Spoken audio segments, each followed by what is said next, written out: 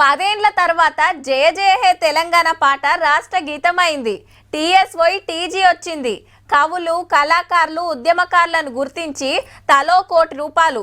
అట్లనే తెలంగాణ తల్లి ఊర్ల పెద్దమ్మ లెక్క ఉండాలే, నగలు నెక్లెస్లు ఉండొద్దని కొత్త రూపం తీసుకొచ్చిండ్రు. అదిగినా అధికారికంగా కాకుంటే ఆ తల్లిని చూడాలంటే సచివాలయం కాడికి రావాల్సి ఉండే.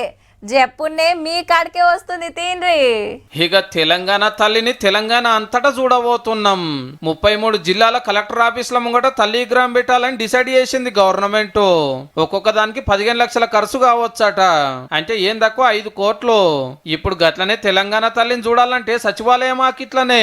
మొన్నొకటి పాలకుర్తిలో ఎమ్మెల్యే గారు పెట్టించింది పక్కకు పెడితే ఇంకేడలేదు. మళ్ళా ఏమున్నా ఫోటోలో చూసి ముర్చుడే.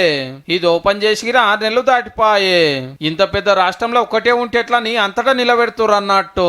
జర్రం తగిన ఫరక్ రాకుట పచ్చ చీరే, బంగారి రంగు అంచు, ఈ చేతుల మక్క, సజ్జ, వరికంకులు, ఆ చేత దీవనార్తి, మెడల 2 గొలుసులు, ఒక కంటె, కమల బుట్టాలు, ముక్కు పొడక, నొసల మీద కుంకుమ బొట్టు, చేతులకు మట్టి గాజులు, కాళ్లకు పట్టగొలుసులు, ఏళ్లకు మెట్టలు. సేమ్ ఇది ఎట్లున్నదో అన్ని ఇసొంటియే తయారు చేపించే జిమ్మదారి అలాకే ఇచ్చిండ్రు.